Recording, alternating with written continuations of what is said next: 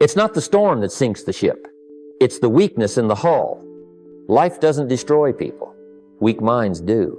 The dreams are delayed because courage took the day off. And success? Success only bows to those who are tougher than their excuses. Now here's something most never understand. The world doesn't care how badly you want it. It responds to how deeply you're prepared for it. Most people prepare for comfort. But the 3%, the builders, the creators, the wealth makers, they prepare for pressure. And while the masses pray for easier lives, the tough ones sharpen their minds like a blade and say, bring it on.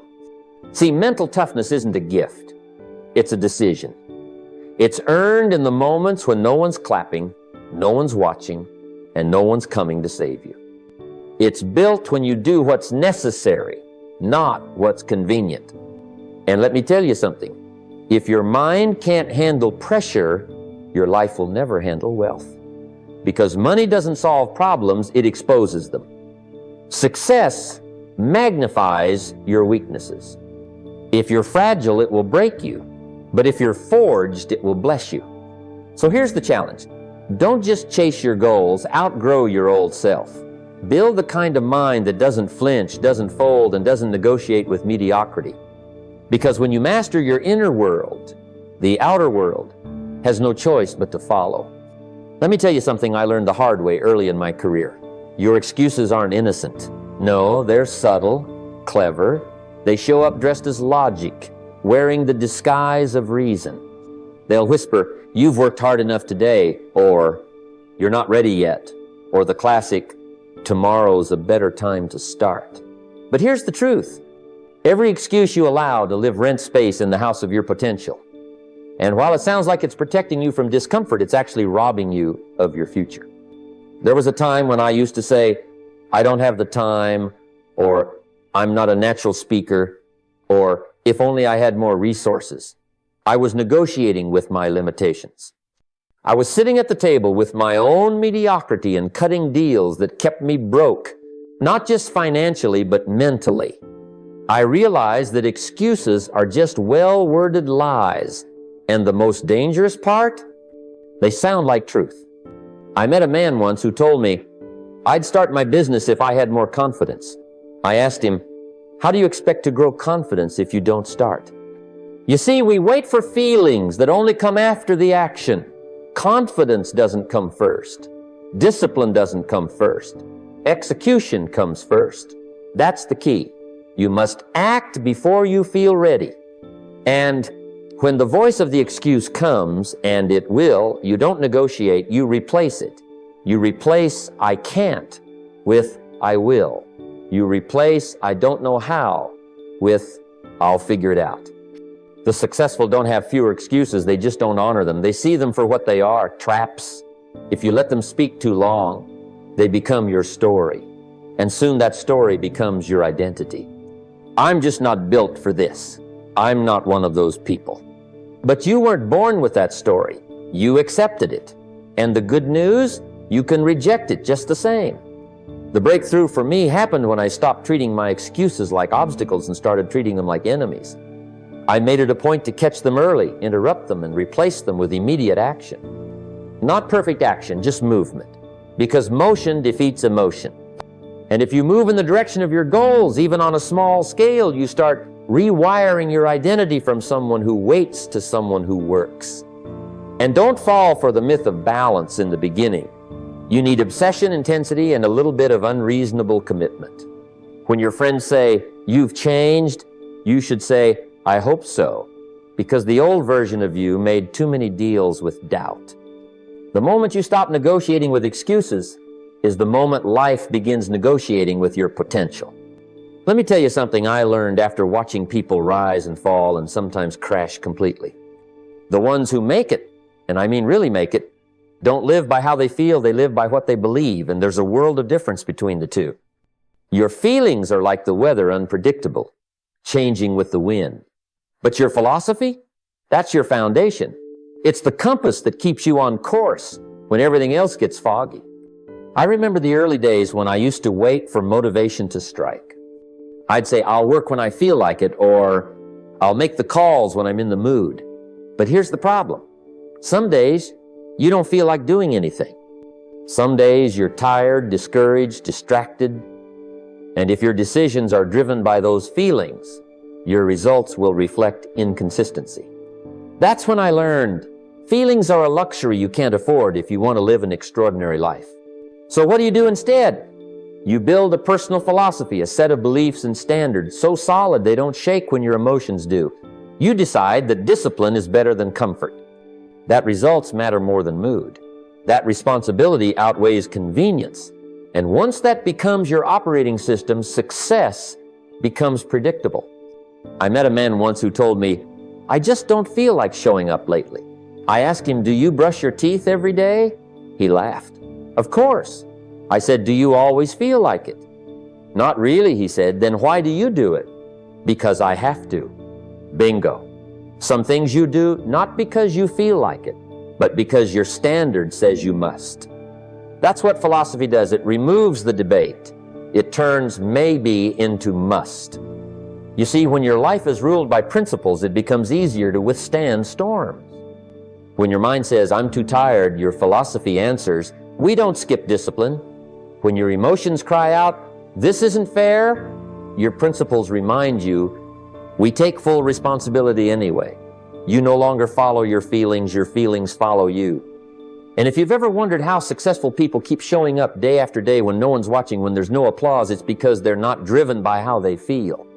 They're driven by who they've decided to be. They've built a belief system that outlasts the emotional noise. So here's the real question. What's your philosophy? What do you believe so deeply that no bad day can shake it? If you don't have one yet, it's time to write it. And not with fancy words, with real convictions. With truths that can stand the test of fatigue, failure, and frustration. Because when your philosophy becomes stronger than your feelings, your success stops being optional, it becomes inevitable. When I first started down the road of self-discipline and success, one of the most important lessons I learned was this. Your life rises or falls to the level of your standards. Not your goals, not your dreams, not your desires, your standards. That's the invisible line you draw in the sand and say, "This is who I am, and I don't go below this line no matter what." You see, goals are what you want. Standards are what you accept. A person can want to be wealthy, but if they accept being late, being lazy, being careless with their time or their money, what they're really saying is, "I want success, but I'm willing to tolerate mediocrity." And that's the kind of internal contradiction that sabotages people quietly from within. Years ago, I met a young man who asked me how to become successful in business. I gave him some principles, simple ones. Show up early, follow up with people, speak with integrity, keep your promises, and track your time. A few months later, I saw him again and asked how it was going. He said, "Well, it's hard. Sometimes I sleep in, sometimes I forget to call people back, but I'm trying." I said to him, "The issue isn't your strategy, it's your standards." He was letting feelings set the bar, not values. And that's a recipe for disappointment. Mental toughness doesn't come from the big dramatic moments. It comes from the small daily decisions where you either uphold your standard or compromise it. Do you treat people with respect even when you're tired? Do you manage your money with discipline even when no one's watching? Do you say no when you should, or do you say yes just to avoid discomfort? These are the crossroads where mental strength is built or broken. And perhaps most critically, what kind of standard do you hold in how you speak to yourself? I've seen people with external discipline, but an internal storm. They get up early, they hit their goals, but they speak to themselves with self-doubt, with criticism, with defeat. That's a low standard, and it quietly erodes self-worth. You've got to raise the standard of your inner dialogue. Speak with truth, but also with encouragement. Tell yourself the story of who you're becoming, not who you used to be. When you define your standards, really define them, and refuse to lower them, you begin to send a signal to yourself and to the world.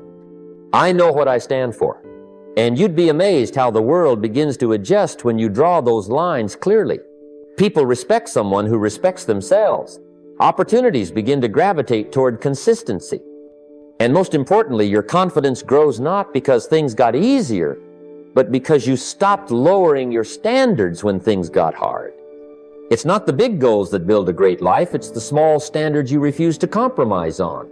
Set them high and protect them fiercely. When I was a young man just starting out, someone once told me that success is not a matter of talent. Plenty of talented people never make it. It's not even intelligence. There are brilliant people struggling in every city. No, the real secret is something much simpler, but far rarer: the ability to delay gratification. That's where mental toughness begins. Most people want everything now. They want the comfort now, the entertainment now, the money now, the praise now.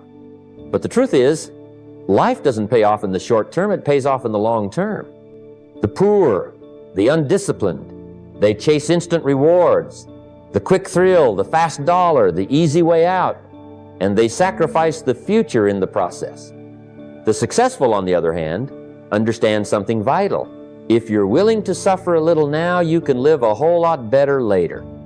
I remember a time when all my friends were out spending their paychecks on things that sparkled and disappeared just as quickly: parties, gadgets, clothes they didn't need. Meanwhile, I was saving, studying, attending seminars, reading books when everyone else was winding down. Was it fun? Not always. Was it worth it? Every bit. Because today, I get to live a life of design, not a life of default. That's the payoff of delayed gratification. Mental toughness is not about punishing yourself. It's about disciplining yourself for a higher outcome. It's choosing investment over impulse. That means turning down the dessert when you're working on your health. It means skipping the movie to finish the project. It means resisting the need to feel good now in order to feel proud later. There's a kind of joy in sacrifice that most people never experience. The joy of knowing you're building something solid while others are just consuming. I often tell people, if you can delay the reward, you'll often double or triple the result. It's not just about waiting, it's about working while you wait. When you hold back from spending every dollar, you give that money a chance to grow. When you hold back from venting every emotion, you give wisdom a chance to step in. When you hold back from quitting too soon, you give your dreams a chance to unfold. The waiting isn't passive, it's powerful. And here's the catch. The world is designed to tempt you. Everything around you screams for your attention, urges you to indulge, to take the shortcut. That's why most people fall into the trap of short-term pleasure. But if you want to rise above the crowd, you've got to learn to say no to the good so you can say yes to the great. That's mental toughness. And let me tell you, the ability to delay gratification isn't just a habit, it becomes a character trait. Over time, it gets easier. Not because the world changes, but because you do. Your mindset shifts from "what can I have now" to, quote, "what can I become if I wait, work, and stay focused?" That's when you know you've crossed the threshold from average to exceptional. Discipline today, reward tomorrow. That's not just a motto, it's a law of wealth. Let me tell you something that most people try to avoid. Life involves pain either way. There's no escaping it. The only real choice you have is which kind of pain you're willing to live with. One path is the pain of growth, the early mornings, the late nights, the missed parties, the failures, the uncomfortable conversations, the rejection, the sweat. The other is the pain of regret, the pain of looking back 10, 20, 40 years from now and realizing you could have done more, been more, lived more. And let me tell you from experience, the pain of discipline weighs ounces, but the pain of regret weighs tons. Years ago, I met a man at a seminar who pulled me aside during the break. He had tears in his eyes. He said, "I spent 30 years working hard but not smart. I ignored my health. I ignored my kids. I ignored the books that could have helped me grow. I kept thinking, I'll do it later. Now I'm 58. My health's failing, and my children don't even know who I really am." That day, I saw what regret looks like up close. It's not loud. It's quiet. It's slow. But it eats at you, and it never lets go. See, mental toughness isn't about pretending things don't hurt. It's about choosing the hurt that makes you better instead of the one that breaks you down. It's knowing that building a business is hard, but so is being broke. It's knowing that learning new skills is tough, but so is being stuck in the same job year after year, wondering why your paycheck never changes. It's knowing that holding yourself accountable is uncomfortable, but so is living with disappointment in yourself. People think success is this smooth road upward to number. Success is uphill, it's rocky, and it pushes back at every step. But when you commit to the path of growth, something powerful happens. You change. You become someone who can handle more, see more, be more. You build emotional armor, not to hide from life, but to handle life. That's what mental toughness is. Not the absence of pain, but the choice of pain that serves your future. You see, every time you embrace the struggle, whether it's making that tough phone call, staying in the gym one more hour, or investing time in your mindset instead of Netflix, you're voting for your future self. And every time you avoid it, you're voting against it. You may not feel the result right away, but make no mistake, the compound effect is at work. One day, that pain you chose today becomes the strength you carry tomorrow, or it becomes the regret you carry forever. So when life presents you the two options, pain now, or pain later, choose now. Choose the hard work. Choose the discipline. Choose the discomfort that builds, not the one that destroys. Because the pain of growth, temporary as it is, always leads to freedom. And freedom, that's what success is made of. One of the most overlooked battles in the journey to wealth and success is the war for your mind. You see, your mind is like fertile soil. It will grow whatever seeds you plant. If you plant negativity, doubt, and distraction, that's what will take root. If you plant wisdom, encouragement, and vision, that's what will grow. The environment you allow yourself to be in, the people you listen to, the media you consume, the conversations you participate in, they all become the architects of your mindset. And let me tell you, this is not a trivial matter. This is the foundation on which your entire life is built. Think about it. How often have you found yourself weighed down after spending time with certain people or watching certain shows? It's like a drain on your spirit. That's because negativity and toxic influences sap your mental energy. They cloud your thinking, dilute your focus, and erode your confidence. They whisper lies that you're not good enough, that the world is against you, that success is reserved for others but not for you. You must learn to recognize these voices for what they are, re-thieves of your potential, and shut the door on them. Early in my own life, I discovered the power of this principle. I had a friend who was constantly complaining about his job, his boss, the economy, his luck. Whenever I spent time around him, I left feeling drained and pessimistic. It took me a while to realize that no matter how strong my own resolve was, the negative atmosphere was infecting me. So I made a conscious choice. I started protecting my mind as if my life depended on it, because in truth it does. I began by limiting exposure to negativity, cutting out toxic relationships that didn't support my growth, and replacing time spent on idle gossip or sensational news with reading books that uplifted and educated me. I filled my mind with ideas from those who had walked the path before me, philosophies of discipline, stories of perseverance, lessons on wealth building. The difference was staggering. My thinking became clearer, my goals sharper, and my spirit stronger. You have to treat your mental environment like a precious garden. You wouldn't plant weeds and expect roses to bloom, would you? So don't let toxic people, negative news, or idle chatter take root in your mind. Guard it fiercely. Spend time with those who inspire you, who challenge you to be better, who believe in your potential even when you doubt yourself. Feed your mind daily with knowledge, affirmations, and visions of your success. Remember, mental toughness is not just about pushing through pain. It's about protecting your inner world from anything that diminishes your energy or clouds your vision. Your mind is your greatest asset. Keep it clean, keep it strong, and it will carry you through the toughest storms. Because when you control your mind, you control your destiny. Guard it well. Setbacks. They come to everyone. No one escapes failure, no matter how successful they become. The difference between those who achieve lasting wealth and those who remain stuck isn't the absence of failure. It's how they respond to it. The mentally weak see setbacks as reasons to quit, as proof that they aren't good enough or that the world is against them. But the mentally tough see something different. They see setbacks as fuel raw material to forge strength, resilience, and wisdom. I remember early in my life when I faced a string of failures, business deals that fell through, opportunities that slipped away, and moments where doubt crept in like a shadow. I could have let those defeats weigh me down, crush my spirit, and keep me from moving forward. But instead, I decided to learn. I asked myself, what lesson is hidden in this loss? How can I use this experience to do better next time? Each failure became a teacher, each setback a stepping stone.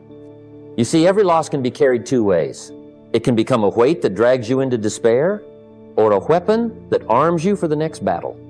When you carry a setback as a weight, you carry bitterness, regret, and excuses. You look backward and wonder why things didn't go your way.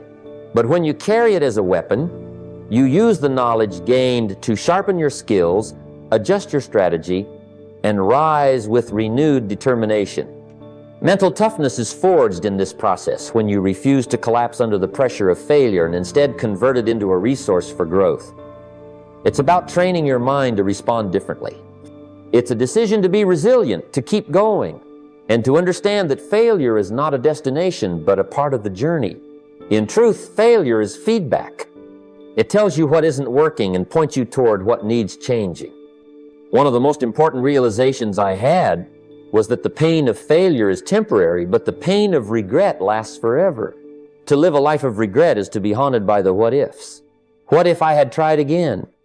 What if I had learned from my mistakes? What if I had refused to give up? The mentally strong refuse to live with that regret. They embrace the discomfort of growth because they know it leads to progress, while regret only traps you in the past. In every setback, there is a seed of opportunity. It might be small and buried deep, but it's there. When you learn to see your failures this way, you build a mindset that is unbreakable. No matter how many times you fall, you rise. And each time you rise, you come back wiser, tougher, and more prepared. So, when the next setback hits, and it will, don't let it be your excuse to stop. Let it be the fuel that drives you forward. Carry your failures like a weapon, not a burden. And watch how you transform not only your wealth, but your entire life. Because strength isn't found in never falling. It's found in rising every time you do. There's a powerful truth most people overlook on the road to success. The need for validation can be the heaviest chain holding you back. So many spend their lives chasing applause, waiting for someone else's approval, seeking recognition before they believe in themselves. But mental toughness calls for something far stronger. It calls for self-validation, built in silence, in the dark, when no one is watching. I've seen it time and again. People who shine brightest on stage or in public often crumble the moment the spotlight fades. They depend on the cheers, the likes, the compliments to fuel their confidence. But what happens when the crowd disappears? When the daily grind calls for work without fanfare?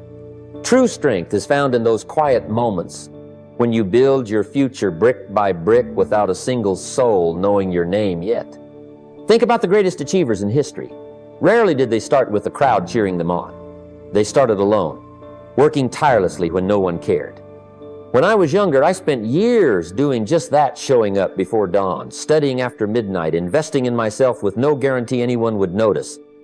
The reward wasn't applause, it was the steady progress and growing results that silently validated my effort. Mental toughness means you learn to be your own biggest fan and your own toughest critic. You stop needing the world's permission to keep going. You realize that results, not recognition, are the true currency of success. When you focus on your work with quiet determination, your accomplishments eventually speak louder than any crowd ever could. And here's the secret. When you don't seek validation, you free yourself from the pressure of public opinion.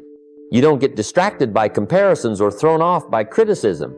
Your focus sharpens. You build resilience. You develop a discipline that's unshakable because it's anchored in your own commitment, not the fleeting approval of others. So, work in the dark. Build in silence. Let your actions, your consistency, and your results become the applause you seek. Validate yourself through the quality of your work, the integrity of your character, and the progress you make every single day. Because in the end, the loudest validation comes from knowing you did what needed to be done, not from waiting for someone else to say it's good enough. That is the heart of mental toughness, the strength to stand firm, regardless of who's watching or applauding. You know, one of the greatest lessons I've learned over the years is that your income will seldom surpass your personal development. It's a simple truth, yet so many overlook it. You want to build wealth? You want to succeed? Then start by working on yourself more than you work on your job. Because no matter how hard you hustle at your job, if your mind and skills aren't growing, your results will hit a ceiling. I remember when I first started out, I worked long hours at jobs that didn't pay much. But what made the difference wasn't just the time I spent at work, it was the time I invested in learning, in reading, in sharpening my mind. I committed to growing my capacity because I understood that the bigger my mind became, the bigger my income could be. Mental toughness isn't some natural gift you're born with, it's a daily decision. Every morning, you decide whether you're going to feed your mind or starve it. Will you read a few pages of a good book? Will you reflect on your goals and progress? Will you take relentless action on what you learn? These are the small choices that compound into a strong, resilient mindset. You see, your job is just a platform. It's the soil, but you're the seed. If you want to grow tall and bear fruit, you need to cultivate yourself first, your skills, your mindset, your character. The richer you become inside, the more your external world will reflect that growth. And this isn't about quick fixes or shortcuts. It's about steady, consistent improvement. It's about understanding that mental toughness is forged not in ease, but in the discipline of showing up every day, doing the work, even when you don't feel like it. Because it's those moments when you choose growth over comfort that separate the successful from the stagnant. Remember, wealth is not just about dollars. It's about your capacity to create, to serve, and to lead. Grow that capacity daily, and you'll find your income and success naturally follow. So make that decision now. Work on yourself more than you work on your job. Read, reflect, execute, and watch how your world begins to change.